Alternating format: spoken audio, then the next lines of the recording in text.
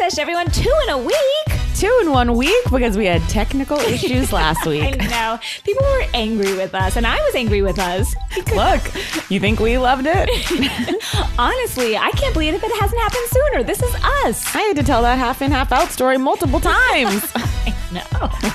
That any outie? I regret that story, but we live and learn and move on.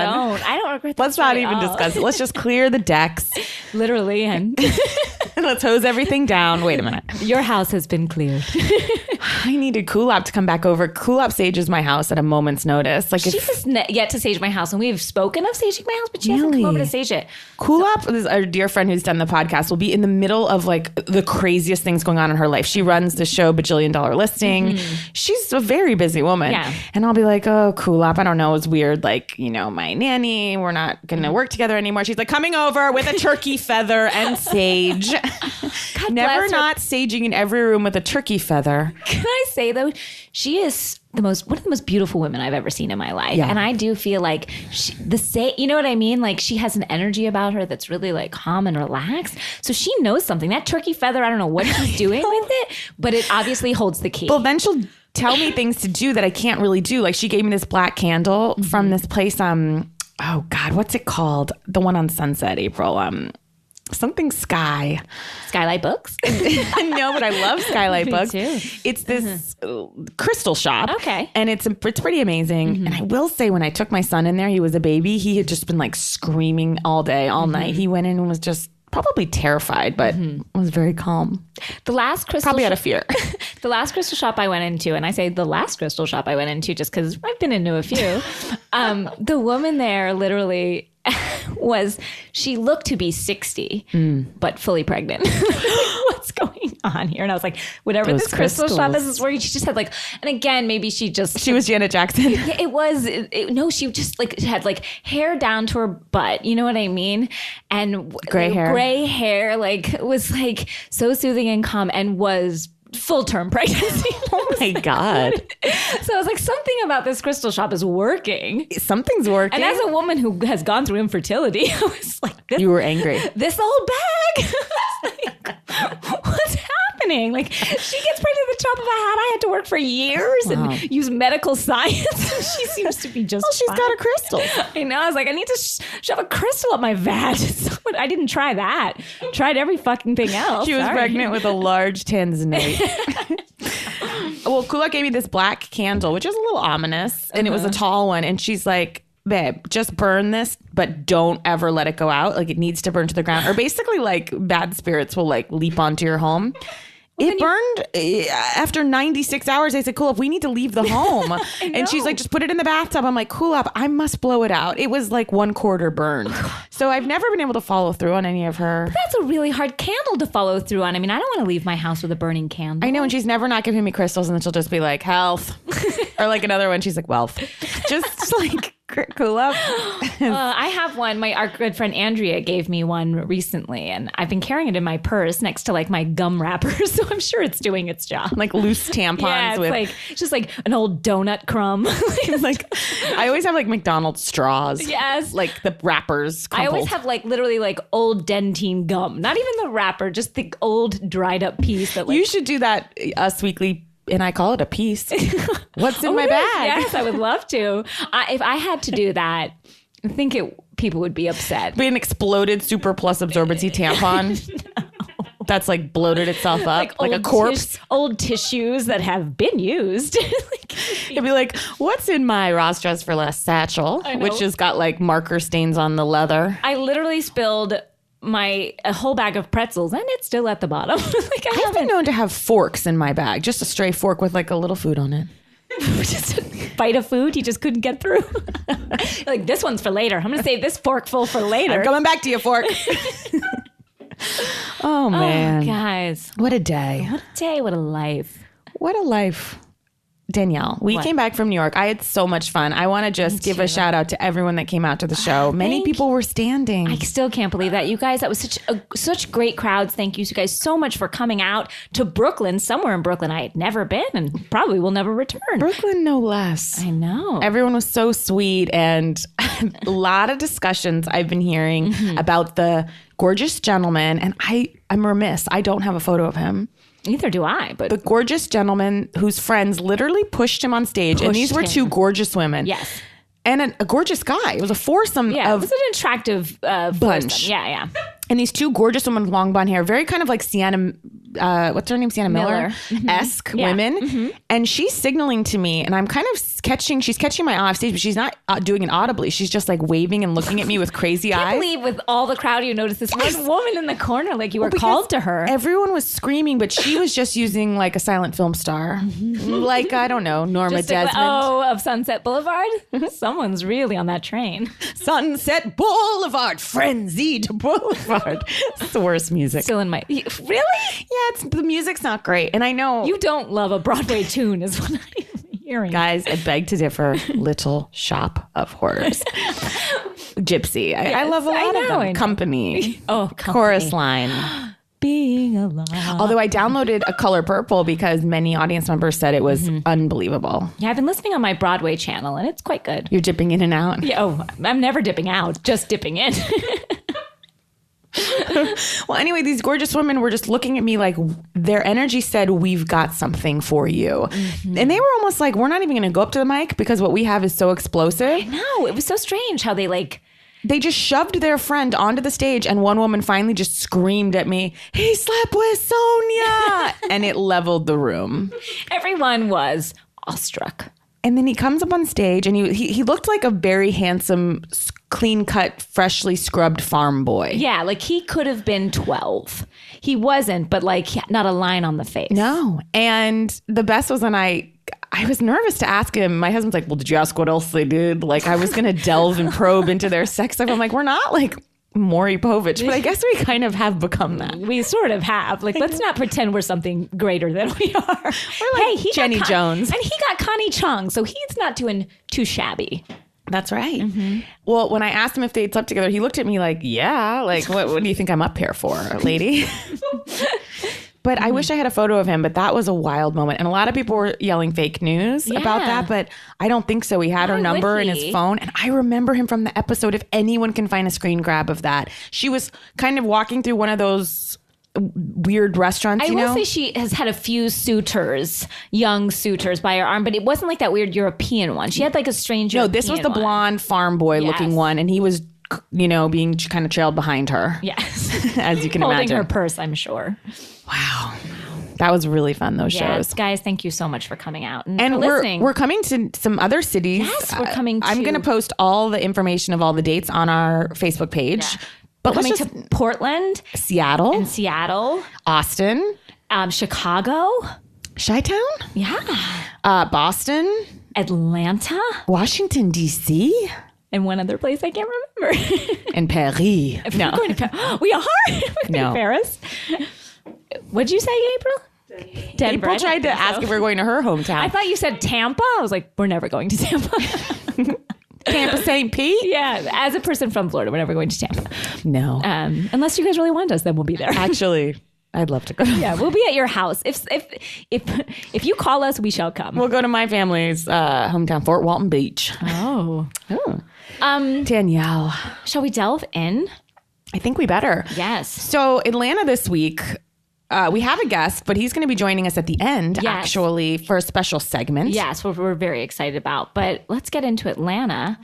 Atlanta is on fire. Serving it up. It really hot Atlanta, and it's called that for a reason. First of all, it came in swinging because with Marlo saying she had gas problems, so no one can room with her. That had me on the ground. Like, to just put it out there in a way, this woman who calls herself a fashion icon and is always like, I am the, and I'm a woman who says later in the episode, she's, quote, strictly dickly, and a woman whose own gender is fluid. Yeah, she is a woman that is She's a man's woman. Yeah, she's an amalgam of women, and I can't get my head She's around got a her. lot of Kim D in her. She's got a lot of Faye Resnick in her. Oh yeah, but she also has like someone stronger, harder in her. Yes, she's a tiger. Yeah, if I ran into Marlo in a room, I would be terrified. Like I would know my place immediately. I would probably bow. Marlo is a force of nature. She is. I don't agree with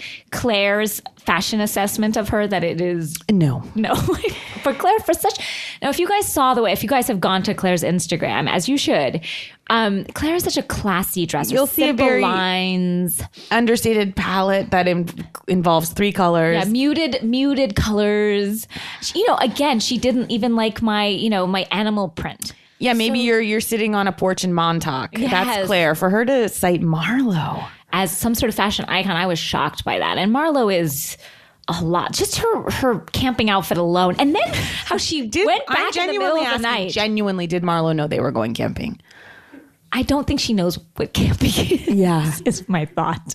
Well, to see, there was 10, maybe 20 women camping. Everyone had 2 friends with them. Yes, I couldn't keep track of who everybody was. Every time I looked, there was a new person. I was like, I know, every time I looked, there was a new Chiron. It was like Phaedra's cousin.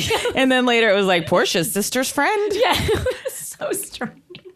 Not that I was not there for it. I just needed to get I needed to keep track. Okay, now you have sold me on this woman, and I thought it was a bill of goods. That is, Sheree was everything this week. Okay, you guys, they're on a camping trip.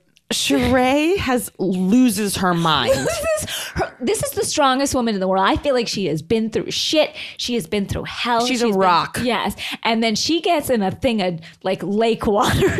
All bets are off. They're doing one of those little paddle boats, where you're in the boat and then your feet are like moving it like a bicycle. Yeah. And she's like, wah, wah! Oh, no. Oh, I'm not getting a yeast infection. No. Wah! She's going crazy. I have never seen her lose it. Dipped one toe into lake water. She's afraid she's got a UTI. She's got a yeast infection. A parasite. And that her limbs are gangrene. I was I didn't see it coming because, again, she is a pillar of strength. And to see her lose it was a joy. It was really fun. Her reaction to the whole camping trip was amazing. Wait, I would like to go back to the fact that Marlo, in the middle of the night, woke up and made a beeline in the dark of it. It showed her walking through the forest in the middle of the night. But what I appreciated is that they knew. I feel like Bravo's learning because they had cameras on Marlo walking down a gravel road at 3 a.m. in her heels, looking like Peg Bundy. Yes, in what looked to be sort of a see-through camouflage onesie. With heels and a humongous Louis Vuitton bag. Yes.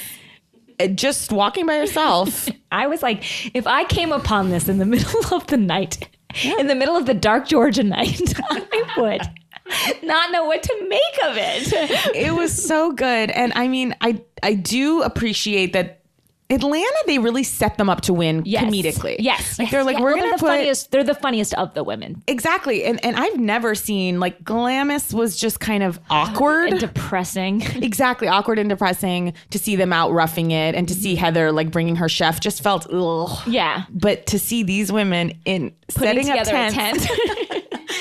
It really was fun. Oh, I had such a laugh during this episode. Okay, and then when they went zip wire, that was terrifying. Oh, I would never. I was surprised at Portia's bravery, but when she was like, I don't even do seesaws. I love Portia.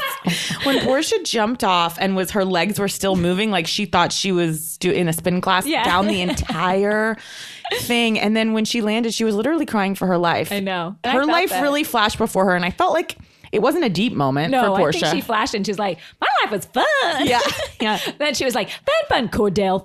Fun. She was like, fun. Take me, Jesus. Just wow. But that was super fun. And then those were the later moments. Those were the darker moments was Marlo saying to Kenya. Oh my God. Well, let's set it up, Danielle. Oh my God. I literally gasped. We're around a campfire the first night. Yeah. Kumbaya. Everyone's getting along. And I have to give this to Kenya. Kenya did apologize to Marlo for not inviting her to her twice to her housewarming and birthday party, and it seemed to be a matter of weeks. Yes. And it's clear she doesn't care for her, and that's why she hasn't invited her, because I was going to say Kenya's a sane person, and that's absolutely not true, but Kenya has apologized to Marlo. Yeah, she has. The way that Kenya can. I think Kenya's a little bit has grudging respect for Marlo, only because if anyone else had said these things to Kenya, Marlo said to Kenya, even your own mother hates you, because Kenya has no relationship with her mother. She says you have to be evil if even your own mother doesn't want to be around you. It was so dark. And Kenya took it in a way Kenya took it like, let's keep roasting marshmallows. She just sat there. That's what I'm saying. She's either scared of Marlo or she's... I mean, that's come for you type of speak. Like, that's like, or walk the fuck away. I mean, these women walk away when just like someone says nothing. To like still engage was... And I feel like we've said this so many times on this podcast. I can't believe I'm saying it again, but that might be the worst insult I've ever heard someone say to another person. No, And Kenya was like, Yeah. No, I'm betting they can go lower. It's my... And they always can. Yeah, but it's shocking. But it was... I would never say that to another human being ever, even if they were like, had a gun to my head and were like, I'm going to kill you. I was and maybe the cameras just didn't catch it, but I didn't exactly see Cynthia and even Phaedra. Like I thought, or Candy, I thought someone would say like, whoa, whoa, whoa. Everyone was just like, yeah, Cynthia shocked. Is the worst friend ever. She is. Because if someone said that to my friend, I mean, as we all know, Cynthia was like, I barely know Kenya last year to Nene. When she was like, y'all are best friends. She was like, I think I know her name. She's like, heard of her? Yeah. She's like, is she this one or this one? Like, I just felt like, is she this friend or this friend? She's like, but don't forget about the time I brought that little sketch pad to talk to her boyfriend. Cynthia is really growing on me as someone I dislike. Like, I've never thought about her that much. And she's given great face. She's given great hair. So I've always given her the benefit of the doubt just for those gifts that she gives us every week. But I don't know if those it's enough gifts anymore. are ringing a little hollow. Yeah.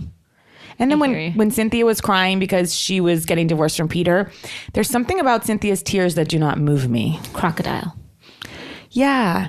I have to say, I feel like people give Cynthia a pass for her beauty. Yeah, they do.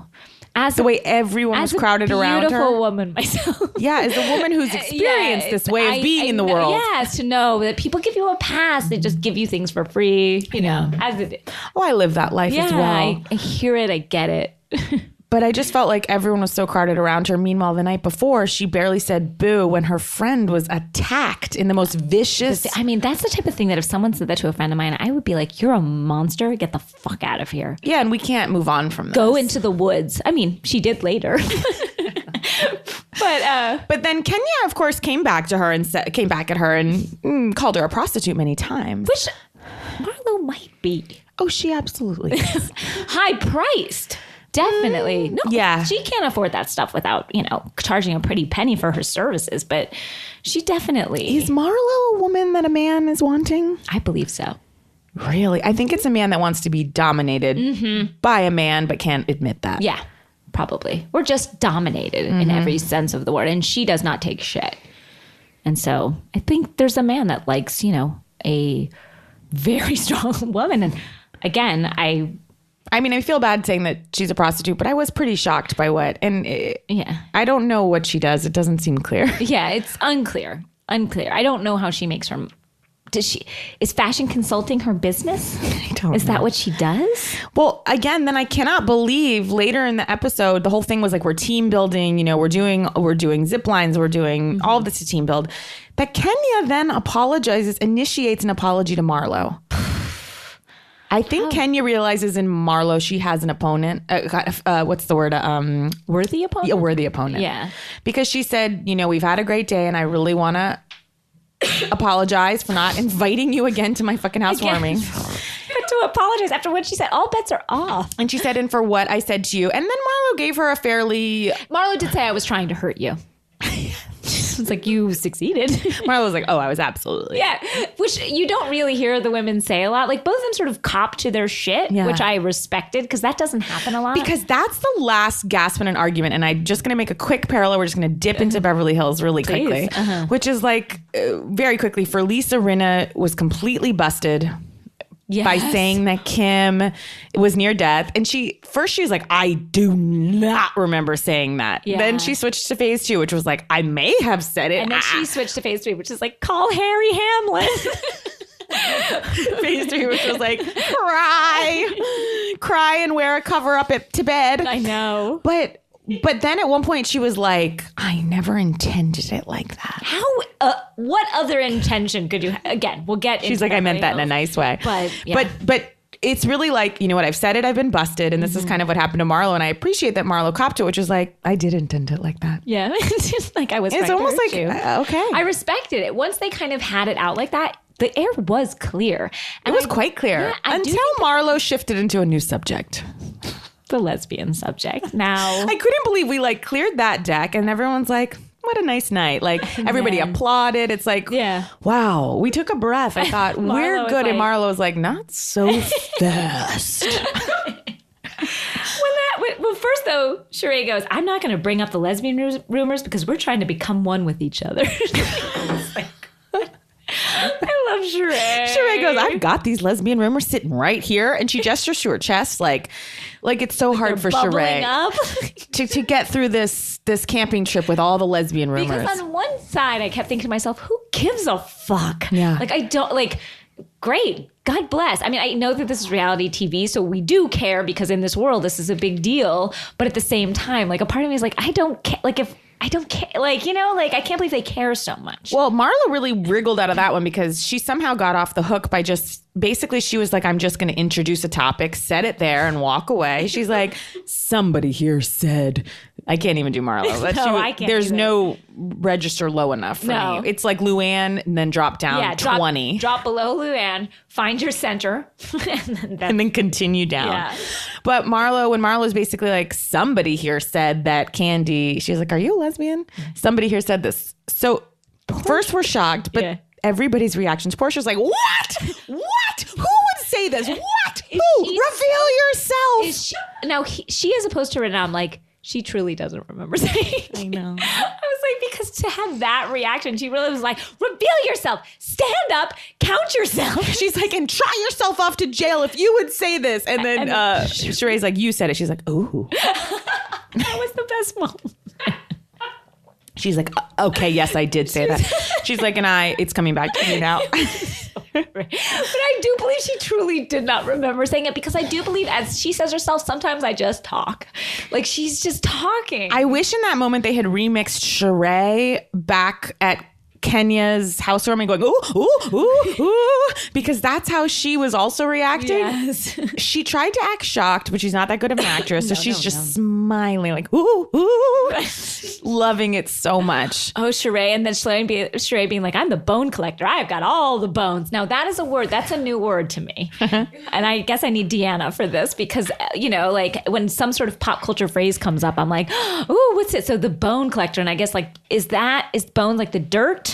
I think so. Yeah, I'm going to start using it, guys. And she's got all the skeletons. Yeah, she's like, I got all the bones. I think so. This is sad. If one of you Mills wants to shoot us a tweet, let us know what the bones They're are. Like, we don't tweet. Sorry. Want to shoot us a Snapchat with a dog face?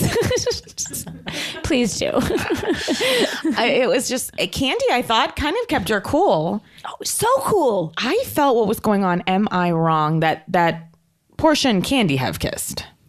Didn't she say something? Yeah. Like something happened there. They both like, don't make me tell the truth. Don't make me tell the truth. I was like, she doesn't know her secrets. And then when Portia does her testimonial and she's like, Candy doesn't know my secrets. I know her. It's like, scary. They both have something. I don't have secrets on anyone. I don't know. I'm like, these women all have secrets. Well, and I thought when Candy, you know, after being accused of being a lesbian and she has 2 gorgeous children and she's married to a former, you know, PA from the Housewives, Todd, she clarified it very gorgeously in the testimonial by saying, I am in love with my husband and I love his dick. Yeah. Which is, I should have written on my husband's Valentine's Day card last night. Instead, I just gave him chocolate. I bought my husband literally, I haven't done this since I was 5 years old. And one time I went to a candy store and I got my mom this big bag of like chocolate covered almonds that I'd eaten half of. And I presented them to her like a sack you get from, giant grocery. And she goes, Casey, I just want to explain something to you. She goes, I think, and this is a lesson, you gave me something that you wanted. And I was like, my mouth was like covered in chocolate. And I was like, what do you mean? And yesterday I gave my husband like a box of just like a box full of chocolates and candies and cookies. Yeah. That I really like. He doesn't even like sweets. Matt and I... He said many times he hates sweets. Matt and I both gave each other the exact same box of chocolates. From where? The drugstore. I'll tell you. Week. A Whitman sampler. A Whitman sampler I'll take any fucking Me too. day. A Russell Stover. Please. Whitman sampler. I don't need your Godiva bullshit. You take your fucking Godivas. You take your artisanal chocolates. I don't need your what are those fancy ones? And I'll tell you, with a Whitman sampler, it's so fun. You don't know what you're going to... I like much like a Forrest Gump quote. I do like a map. I love a map, but I know them by sight fairly well. I think I know when I'm going to get a coconut or a strawberry. I like a coconut. I don't want a random nut. All I want is a Whitman sampler full of just the caramel ones. I like a Whitman's with a little bit of caramel and a little bit of like a sweet cherry. Ooh. Well, I like that one that's like a little rectangle and it kind of tastes like it's got like a little toffee butter crunch. Oh, yeah. God, we're monsters. We are. Anyway. That was Atlanta. Atlanta was... It's such a breath of fresh and I love it. So like every week I'm like, what are they... And then when they show what's coming up this season, like we are in store for even more. I know. And it's... I loved the moment really quick. The last thing when Candy was in her testimonial, she was like, Portia's really getting on my nerves. And she goes, no. And she looks at the producer like, I want you to hear me. And she goes, I really can't take her anymore. Like, I'm putting everybody on fucking notice. Yes. And I was like, this feels real. Yeah. Oh, I love Candy. I know I've said the complete opposite about 4 bitch sessions ago. And I'm a flip-flopper. Call me on it. That's why people are always asking me, do the housewives listen? Do they get mad? And I actually don't think they listen naively, but also I love and hate everyone. Me too. That's why it's like we change on a dime with these ladies. Like I hope they listen to the right one. I know. Candy, if you're listening this week, I'm Team Candy. Kyle, you should listen this week. No. Kyle, I'm really on Team Kyle. Loving it. Guys, let's take a break and then segue into Punta Mita. Ooh. We're back to Punta Mita. I'll tell you, Danielle, I am tired of hearing these women saying they want the margarita with such Mexican flair. I know. How many margaritas? I'm like, you can get one in Hollywood too. Just calm down. Shut the fuck up. Ugh. That's what I will say. When they were all gathered around that sort of, it looked like a huge dining table in the pool. I was like, I would like that. I enjoy that. What, with PK's blubber floating? If I have to see PK's chest one more time, I'm going to vomit. The fact that Kyle, who has a gorgeous body, as we've seen from her Dawn photo shoot with Mikey. Again, I can't get enough of that Dawn photo shoot. I need to look at it. Erica Jane posted another pic of it, and I was like, thank you. I love that. Thank you. But yet PK, and she didn't even take off her cover up on the boat, yet PK will prance. About his dog tag still his camouflage dog tag. Or he's a bad guy. Oh, he's a monster. And I actually think, who seems cuddly compared to PK genuinely is Dorinda's John. Wow. Like, I don't think Dorinda's John is a bad guy. I don't think he means bad. I think he's a sweaty man. Yeah, a sweaty, hairy monster of a man. Yeah, of course. But PK is the devil. And his insides are rotted. And Erica Jane hit it on the head when she's like, why does PK give a fuck if Lisa, Rinna, and Eileen are sitting at the, on the other side of the boat enjoying the sun, their friends chatting in what looks like paradise. It did. But also I enjoyed how Erica Jane almost came to Lisa's, who didn't deserve it, rescue when PK was coming to when he tiptoed over to Lisa Rinna to find out some scoop or torture her a little bit. But he's so two-faced because he came around the boat and was like, I like how you bounce back, Lisa. Oh, he's the worst. He might be the worst housewives husband ever. And let's not forget Bellino, Jim. Oh, yeah. Bellino, Jim. And let's not forget Jim Marchese. Oh, Jim Marchese, who has since been arrested for allegedly abusing his wife in an American Airlines terminal. And then there's also Girth Brooks. So, okay, But again, Brooks Brooks to me is like the George Bush of house husbands. Like, love to get a beer with him. Yeah, me too. He faked cancer, but I think he might be a good time. Oh, I'd love to have a drink with him. And people do run into. They tell me that they have run into. Brooks him. is Bush, and I feel like PK is Trump. Where it's like, oh fuck, now we're really in it. We didn't know what we had with Brooks. I know. Yeah, it's been PK is hard, and then Dorit just eats him up. But do you think she does? Like, he's such a. Danielle. I mean, Dorit's a Danielle too, but You know I'm so naive. You are. I think I've told this story before, but quickly, this is how naive I think everyone's in love. I don't think there is such thing as an arranged marriage. I cannot imagine two people saying to the other one, like, should we do this? So much so that when it came out that David Duchovny was it was a while ago. Oh, I remember. Oh, you were gasping. I was, because it felt like yesterday. Because it hit me so hard when that happened that I was shocked. It hit us all very hard. I took that with David Duchovny and Téa Leoni. I took that harder than I've taken like deaths in my own family. Me too. I was so shocked, when the news came out that he was a sex addict. So I'm driving in the car with my boyfriend at the time, and I said to him, and I'd been sitting on it for a day just processing. And I said to him, it's interesting, I go, I actually think it's kind of brave that he came out and said he was a sex addict. And my boyfriend's like, really? And I go, well, it's beautiful. He wants to have sex with his wife so much that's pretty nice. He goes, he's not having sex with her.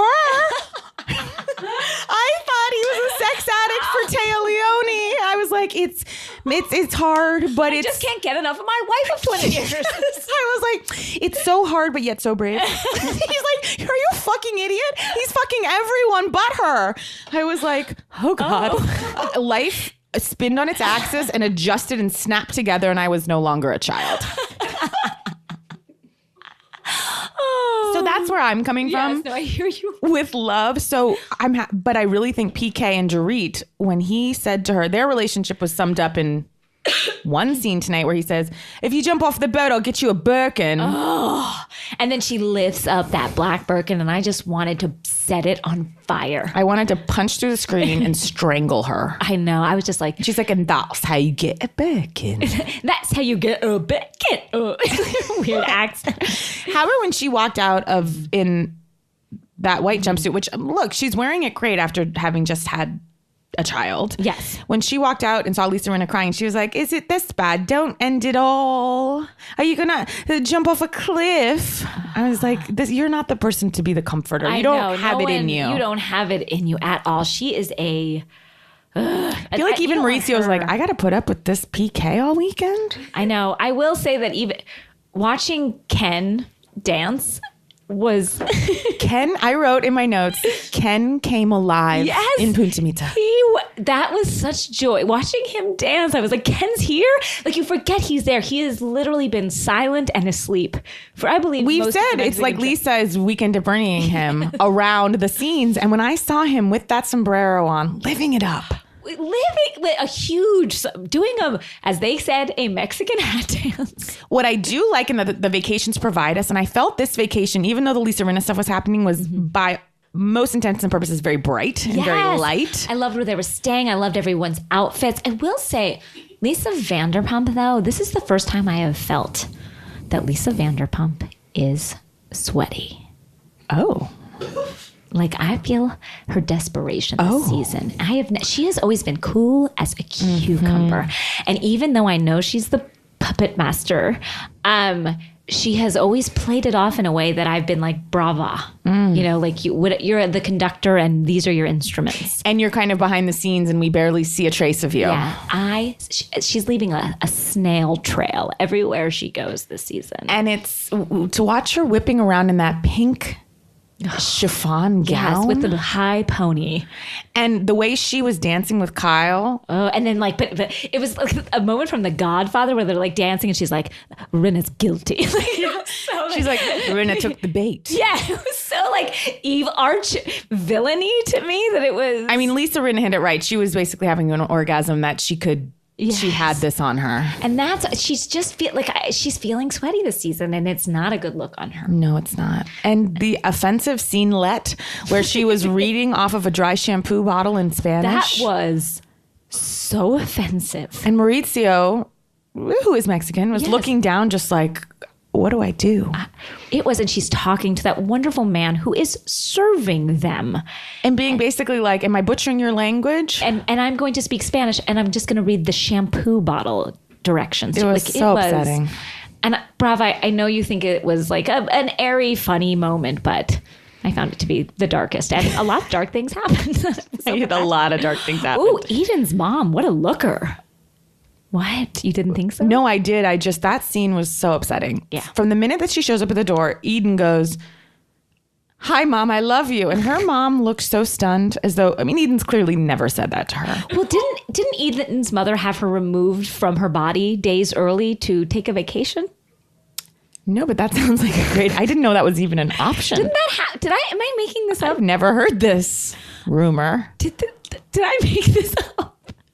I thought like Eden said it at one point. You're right. That her mom had her like taken out before she was cooked. Well, that's clear. And that's the best way I can describe Eden is she was taken out before she's been cooked. She's an uncooked baby. She's like an egg that's still frying in a pan. Like, like I'm too runny. Don't. She's running all over the place. Yes. She's deeply troubled in the way that, remember, the Wiccan woman had those dark currents. Carlton. Eden's got even darker waters. Well, they're like Carlton was not fun, but she wasn't like kind of like, look at me. She didn't seem in pain. Even Eden's mom was like, zip it. Get out of this. Get out. Eden's like, her mom's like, don't involve yourself, Eden. And then at the end of the conversation, her mom basically said like, it's okay. We had this talk, but you drained me. She's like, don't ever do this again. Then they hug, and I felt a feeling rush over my whole body of like a sick, uncomfortable feeling. Like these two have not hugged, and they have never hugged like this. And finally your mom goes, Eden, like stop hugging me. And Eden goes, and then it just fades out on this long hug. She's like, let me back in your womb, mommy. And Eden making her that little powdery calm. It was such a creepy scene. Yeah. Her mom was looking at her like, what have I done? I thought her mom looked at her like, I don't know you. Eden's really troubled. Those are some deep waters. Although when everything was going down with Rinna at the party, I was like wanting the crowd to just start turning and spontaneously chanting, "Bring out Eden! Bring out Eden!" I wanted her there. I thought another thing I took away from this episode was, of course, Eileen had diarrhea. I was like, nothing has been more fitting. Nothing has fit more than when Lisa Rinna's crying and Eileen goes, "Excuse me, I'm about to shit and puke." In a white, she's like, "I don't feel." Yeah. She was just like, she's like, "I'm sorry, I can't listen to you anymore. I have diarrhea." And then I quoted her line, which was so poorly said and done, where she was like trying to make a joke, and she's like, "What did I do to you, Montezuma, to deserve this revenge?" I was like, ew. And you're talking, this is from someone who told a shit story last week. And I thought, nobody wants to hear this, Eileen. Be a lady. Eileen, I will hear any shit story you say, but if Eileen even just mentions anything happened in her bowels, I'm like, you turd. I'm like, how? You're so disgusting. Also, Lisa Rinna cannot get the name Tommy Hilfiger for her life and then they're like, who is the show? And she takes a pause for her big lips to open and really deliver. She's Tommy Hilfiger. Like, Tommy Hilfiger. Why can't she say this word, this name? Okay, and why is she like, Harry and I, we had tears streaming down our face watching Delilah. I go, why? Because Delilah's capitalizing on your fame and she can walk? I know. The amount of pride these women get from watching their daughters walk down a runway. They just walk.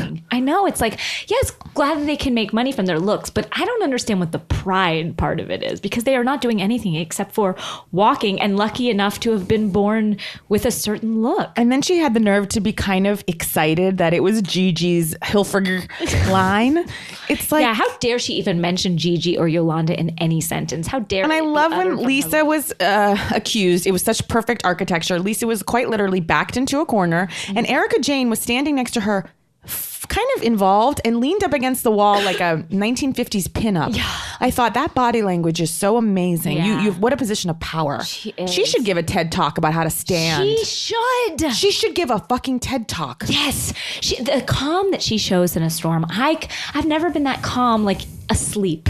You know what I mean? And I'm the type of person where even if someone's talking about my friends, even if I'm desperately like offended, I just kind of freeze. I don't know what to do. It's not that I join in, but she's the person that's like, you know what? I don't agree with that. Yes. And she gains respect. Whereas I'm like, me too. She has a cool, quiet, calm. And the way she said to Lisa, like, you need to talk to Kyle, but then wouldn't reveal what it was. It's like she did it perfectly. Amazingly. The other horrible moment of the night. Oh, I know what you're going to say. No. Lisa Rinna dancing on the pool deck. I mean, on this painkiller, spreading her legs wide open for PK and the world to see I had to look away. Well, it's hard to basically have told someone that you think their sister's near death and then spread your legs for their husband. It was. Watching her dance. It was so desperate. It was worse than watching Camille dance. And I had some dark moments with Camille dancing. And this was, I literally have never felt more uncomfortable. And then they cut to her and I would think she would have gone, oh, guys, I had too much tequila. That was a toughie. And she's like, I still got it. She's like, how many fucks do I zero give? Money. Like she didn't know the song. It was so embarrassing. Oh, and Erica Jane had to watch it. I will say Lisa's just the best. I will give it to her because she said the most horrible things which they've cut to hundreds of times. Mm-hmm. And she just goes, I have tried to be so careful with my words. And it was like, no, you have not. You said she was, I mean, she knew she was caught. She knew she was a liar. And then she should have just owned up to it. It would have been so much better. And the last thing I'll say, and we touched on it, but her call to Harry Hamlin is how I call my husband when I've gotten into a scuffle that I know is my fault. Yes, me too. That's all I can And you're like, well, things didn't go great last night. It was the same call that Kelly made to her angry husband. It was the exact same thing. And you started off like, hi, baby boy. Yeah, like, I love you. I want to go home. Like, it's just that type of thing where it's like, you're in the wrong. And he did make me laugh. He's like a classic man. He was just like, go get a suntan, hon. And she's like, Harry's sage advice did it again. Yeah. Wow. Well, I am so excited for next week. Me too. Oh, what's to come. And the last thing I'll say is Erica really loves iguanas. And I'll also really say I watched Erica's new video. Expensive. It's not the last video I liked. How Many Fucks is my favorite. I think that's a great tune. Great number. A real jazz bang number. But this one I enjoyed. It just wasn't quite up to her and Mikey's standards. Yes, exactly. But she still got it. She's still number one. Oh, yeah. Let's take a quick break and we're going to be back with a very special guest. Yes. Guys, I'm very excited about this special guest. Casey and I have always said that Housewives is the new drama. It's the new theater. It's Eugene O'Neill. It's David Mamet. Like there's never been better dialogue, we feel. And though it's not, scripted by one person, it's scripted in concert by women who are screaming at each other and editors that just know how to use them. And they're amazing writers. Yes. But we have said that these are the roles. These are the steamy roles. This is the literature of today. I believe it was Michael Rappaport who said Meryl Streep wishes she could be Ramona. Yes, I do believe it was Sam. And he said that because it's true. And so, these scenes, they come to us. And in some ways, a lot of times you read a scene, at least, Danielle and I are actresses, and you read a scene and you think you know what's on the text, but sometimes you have to go deeper. Yes. And to understand what's really going on. What's the character's motivation? Why are they saying that? What does it all mean? Exactly. And in the theater, that role is done by a dramaturg. Yes. And a dramaturg, Danielle, in case anyone, it's kind of a literary editor. It's someone that's on the staff of the theater that probes deeper into the text and really goes after its fullest meaning, kind of helping the director, helping the actors understand what's at stake. Yes. And what's really going on. So we have asked our friend, his name is Dan O'Brien. He is a published PEN award winning playwright and poet. He's serious business. He's not some junkie on the street. Nor is he a poet in the way that when Sheree wanted a poet. Yeah. Poet, exactly. At her birthday party to perform a poem. Yes. Now, Dan is a friend of ours. He's also the husband of our very good friend, Jessica St. Clair, friend of the show. And he, I would say, is our most dignified friend. Oh, yeah. He is. I've watched plays of his in real theaters. This is a guy who his plays have been on Broadway. And he doesn't traffic in the kind of garbage television that we do. So we had him watch some famous scenes from Real Housewives. The Who Gonna Check Me Boo. The dinner party from hell. Exactly. The whose chair should be sitting here with Heather and Shannon. Some of the most famous scenes. And the Danielle and Caroline sort of you're a clown scene. These are 4 famous scenes. Maybe you remember those famous lines. You're a clown. Then why do you have... You're sitting there calling me a clown, yet you have red hair. You're sitting there with your red hair. These are some of the famous scenes in the Housewives canon. The meatiest scenes. Yes. And so we have had Dan come, take a look at the scenes, and just give us kind of his perspective on the words beneath the words. Yes. And Dan, just in case you want to look him up, he has some beautiful plays, some books of poetry. There's his books of poetry are The House in Scarsdale, which is amazing, and New Life, which is another one. You can get all of these on Amazon. And his play, oh my God, this is called The War Reporter, is one of the most amazing plays I've ever seen. It's a true story of this war reporter, and it is, you'll lose your mind. It's heavy material, but it is some of the best writing I've ever read in my life. So please look it up, pick it up. It's so good. So please welcome a friend that has agreed to lower himself. Yes. To get down here in the muck. Yes, with us. With us, like in us pigs and shit. Please welcome Dan O'Brien. Dan, welcome. Dan, welcome. Thank you. Thank you very much. Dan now also, I should tell our listeners, he has never seen an episode of The Housewives until we forced him to watch these scenes. But he is a lovely listener. Like, he listens to us, which I am in shock about. I'm sorry, Dan. Because he's so highbrow. This is a smart guy. I think you guys talking about the show is enough remove for me from the show because the show makes me too anxious. Why? Because it gives me comfort. It's too intense. It's like, and you have written about war. Yeah, that's true. You've written about some darker topics, and yet this troubles you more. Like, he's literally written about like death and destruction, and this is too hard for him. I've always been this way. I mean, from the very first reality shows, like what was Survivor? Real World. Real World. Yeah, I couldn't watch that.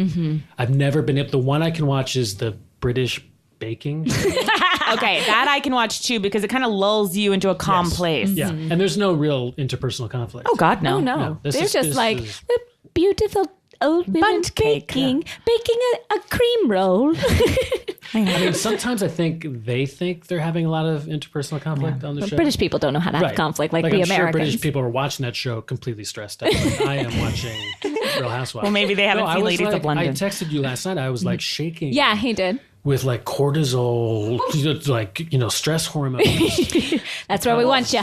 Yeah, because you sort of like, you watch it thinking like, okay, this isn't real. This is like WWF wrestling. it's Disagree. real. It's real. And then you start to feel like, oh, no, this is real. And then you're like, what's wrong with these people? And then you're like, are they being manipulated behind the scenes? To some degree, they must be. I mean, directors don't and know. producers. So you're worried about them genuinely wow. Of course. It's interesting because I always say to my husband, like, I just need to relax and watch the house. Yeah, me too. Me too. I was just like, I just need to relax and like wind down and watch women scream at each other. Oh my God. I finished watching those clips and then Jessica and I were talking and we had not even a fight, but it had like a little bit of tension. And I felt like I was in the show.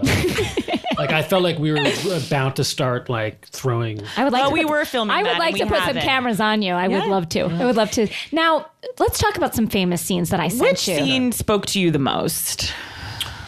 Well, I mean, I love the New Jersey one for Yes. sure. You're I from- was like, I'm Well, from from- New York. yeah, yeah. I lived in New Jersey. Jessica's from New Jersey. So I definitely identified with that kind of old world mafia tone to it. Yeah. Is there some of that going on? Or is it just the New Jersey? It's unspoken, but it's also just a little bit of just being from New being Jersey. Jersey. And I don't know if they have like, those I'm types the of patriarch. connections to be involved with the mafia, if they're that kind of... Okay. It did make me re-Google Danielle Staub's sex tape.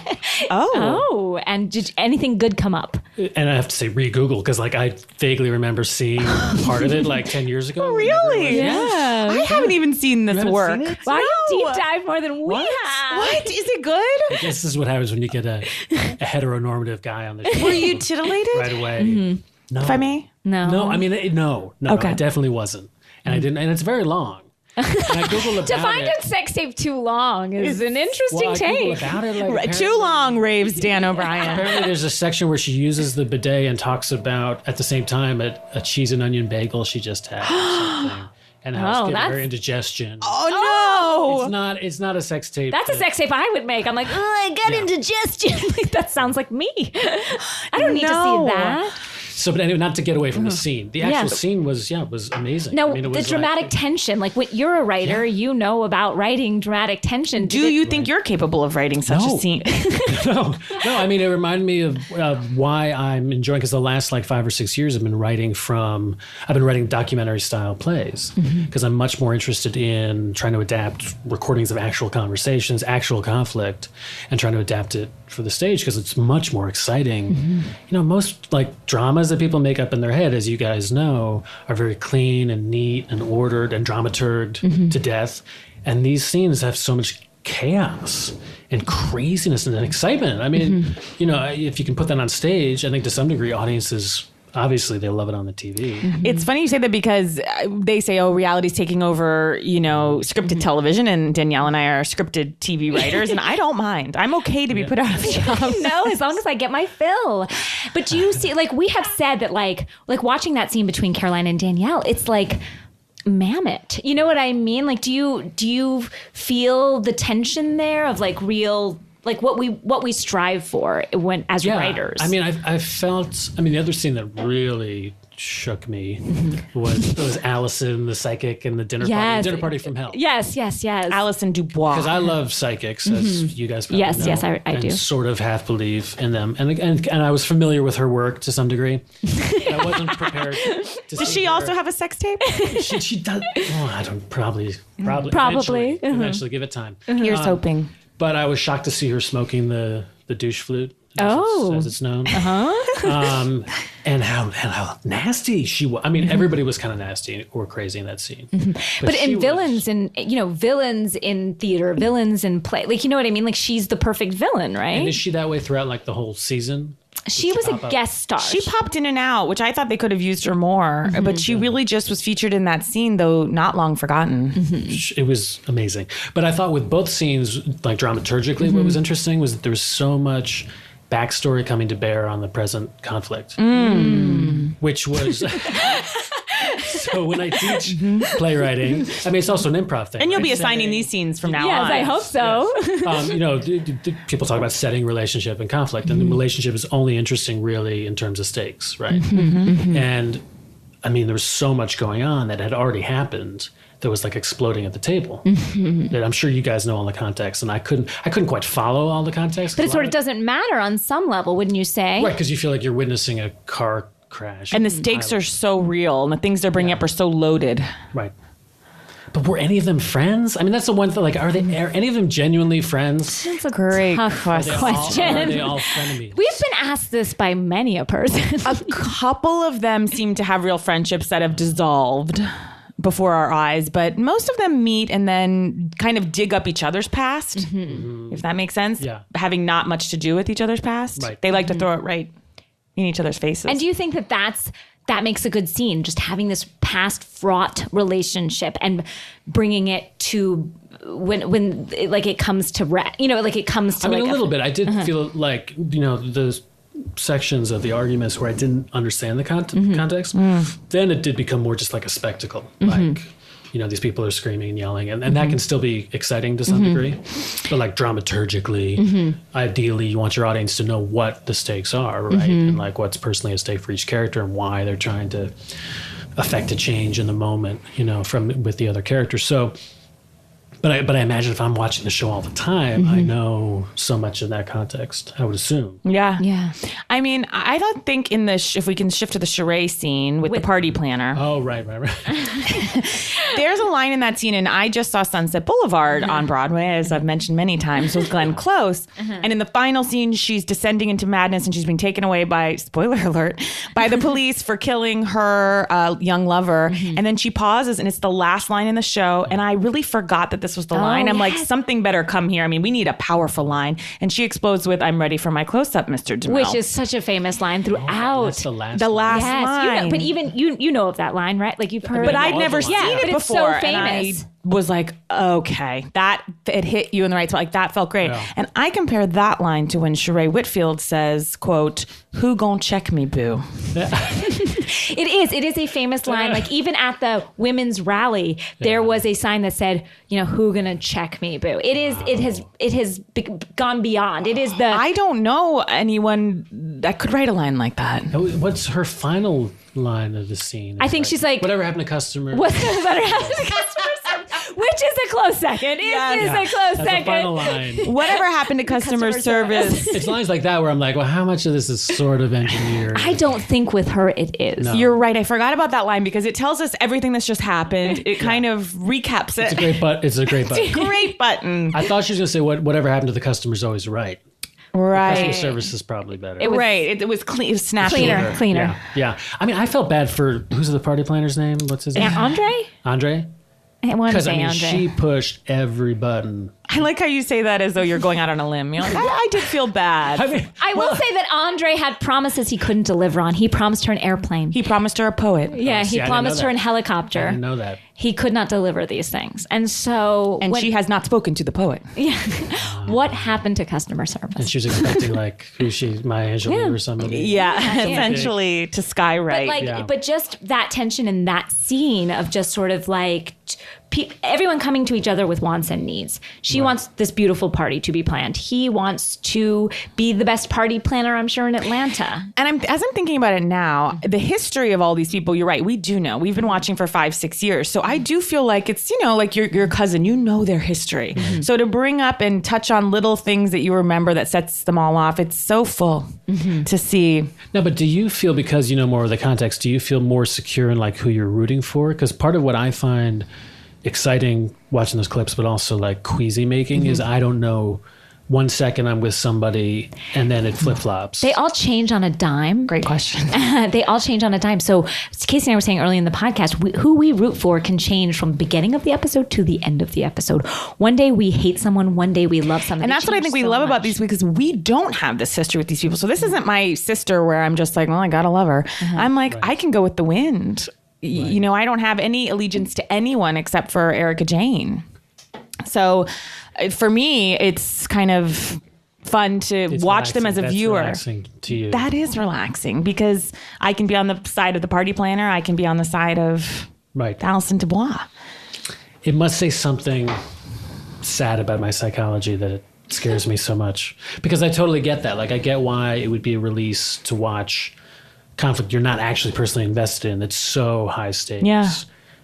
But yeah, But is it because you become invested, or you feel you genuinely seem to actually have a heart and feel for these people? I think that's it. And I think I do, at least when I watch short clips, it is that thing of like not knowing who to root for. Yeah. And 1 second feeling some empathy for one character, and then I lose it the next second. And that's kind of fascinating, but again, it becomes more like a spectacle to me. But I think, like a drama. When you're in a fight with someone, I mean, maybe with our husbands and wives, you can really let loose. And that's why I'm sure those scenes of people who know each other, or maybe I'm wrong. Actually, maybe I don't know who it's easier to say horrible things to. A stranger, perhaps. Probably a spouse. Yeah, exactly. But there is something. Apologies to Jessica St. Clair. And apologies to David Cass. But there's something with women where we all want to say things to people, and society won't allow that. And these women have been pushed into a position where it's no holds bar, and I kind of enjoy that release. For me, of like, oh, she's just gonna say it. She's just gonna say it. Who's the housewife at the dinner party from hell? There were just many shots of her just kind of watching, but she didn't really say anything. I think she was British. Oh, British. I wonder. Not Camille. It might have been Camille Grammer, who kind of has a British. It wasn't her. Not Camille. It was her party, right? Right. Yeah. No, she was like. Lisa Vanderpump. Okay. Yeah. Yes. And I kind of identified with her because she was just kind of staring at everybody. Like, well, she's the puppet master, as we call her, and she's got the. I have found, and I'm guilty of this, those who talk the most have the least power. Right. As I have not shut up since you sat down. But the ones that kind of observe, first of all, they get in less trouble. Right. And they kind of wield more power. Right. What was the fourth scene you watched? About the seating, like someone took her seat. Someone took her seat. Yeah. Now that one was, I felt like I had the least context for that one. I mean, that was kind of interesting because it was... Well, I'll stop you there. There was no context. Okay. All right. Because it was like a minute thing that they were upset about. And that was kind of fascinating that it was so upsetting. That's what I love about it, that it's someone took your seat is nothing. Yeah. But to them, it's blown. All of the clips reminded me of like why at like 10, boys are so afraid of girls. because there's like so much subtlety going on of interpersonal relating conflict, and I guess I'm never around like 12 crazy women at once. Yeah. You know what I mean? Yeah. So like watching that's just probably another reason why I don't watch it, because it's like, oh my God, this is overwhelming. Yeah. And then you bring in their husbands. And for me as a voyeur, I just am so fascinated by other people's relationships and what goes for them. How much do they bring the husbands into it? Like, do you quite a bit. Really? I mean, you spend more time with the women because the husbands at the end of the day aren't going to engage in that as much. Okay. Only the really bad ones. But so they just sort of like show up and get some, or they'll say something very sexist and everyone's like, oh, I hate her husband. Oh, Kelsey. Or everyone's like, they can have a marriage like that. I mean, it wouldn't work for me. Didn't Kelsey have a sex tape around that time? Kelsey Grammer? Yes. So you're more educated, it seems, on the sex tapes. I have a blog about sex tapes. Honestly, what I'm taking away from this conversation the most is I must immediately watch and review the Danielle Staub sex tape. I can't believe you're not familiar with it. I can't either. It feels like I haven't even done my part one of my job. That story was like one of the stories that if you didn't even watch the show, it like got out into the mainstream. I can only apologize at it was this a while point. ago. Because when was the original? I haven't seen a ton of these people's sex tapes. I saw Pamela and Tommy Lee's and remember genuinely feeling like they had such a nice feeling for each other. Yeah. They seemed very connected. They're not together anymore. And heartbreaking loss. No, but Kelsey's apparently was never, like, he successfully sued or whatever and has never been released. So you can't find it. Wow. But it was like, it was floating around. I have a copy, of course. Oh, yeah. You found a copy. Yeah. I one time got my computer stolen and I didn't have like a sex tape thing on there, but I had something and I called my friend crying and I said, and by the way, it's both, I'm not famous enough for it to get out there, but so you're half hoping, half, right. Devastated. And I said to her, the problem is, I go, it's just like a really good picture. Yeah, very proud, but through tears. When there was that famous where everyone got hacked, right? Yeah. A couple years ago. Yeah. I was joking that I was like sending out Jessica St. Clair and topless photos. Did it get any traction? Nothing. You know what? I'd love to see those photos. Although she's got a good score on WikiFeet. Oh, so do I. Good. Great. Wow, Jessica and I are really climbing the ranks of this world. I've got some real size 10 boats. She doesn't have, how many stars are you? I think she's like 4 stars. Oh, I didn't know you could get stars. There's a star system on WikiFeet. It's very creepy. Let me look. Jessica's at... The best is reading the comments because they're actually like really respectful, kind of sweet comments about people's feet. No. Yes. No, Dan. Yeah. Okay, here's my WikiFeet. I didn't even know. Oh, now Jessica, maybe I'm low. Jessica and Lennon Parham have a running thing because... I have 4 stars. Lennon doesn't score as high as Jessica. Okay, I have 4 stars, which is nice feet. Yeah. So 5 must be like out of this world feet. Charts. Yeah.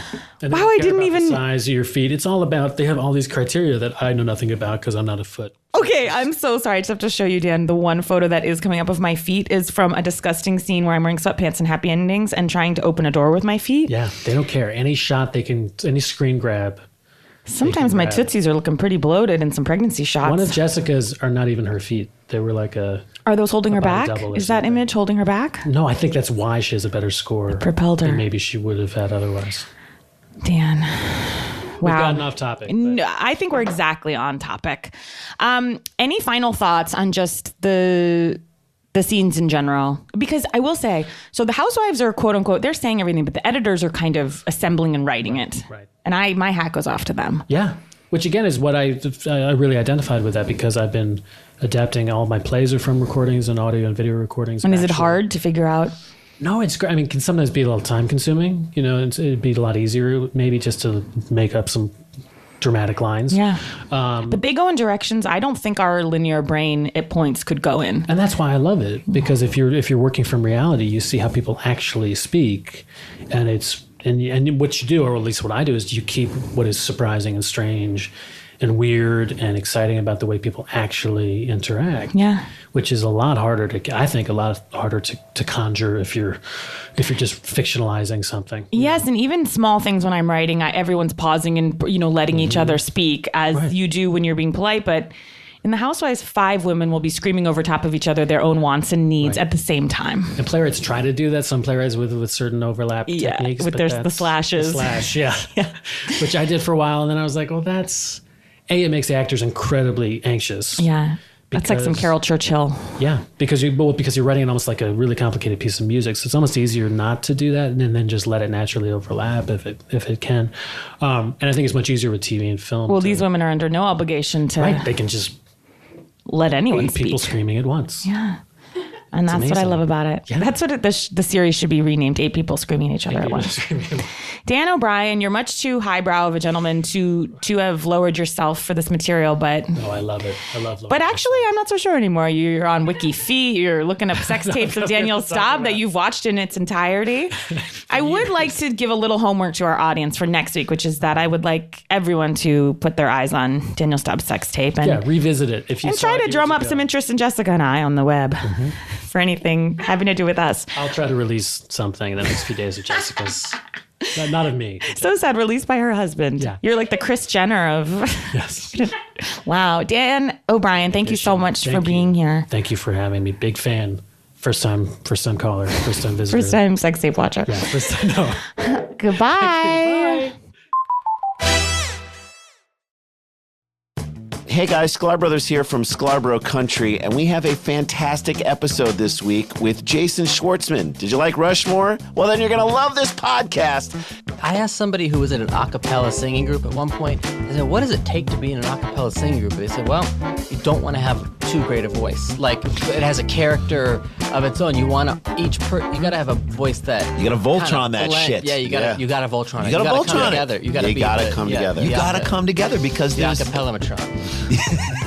It is really amazing. Then later on the show, Christoph Waltz comes in to deal with the entire Charles Oakley Knicks situation. You don't have to be a sports fan to love this show. Check out Sklarbro Country on Earwolf. New episodes every Friday.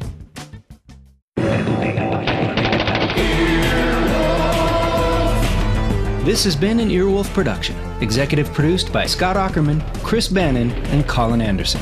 For more information and content, visit earwolf.com.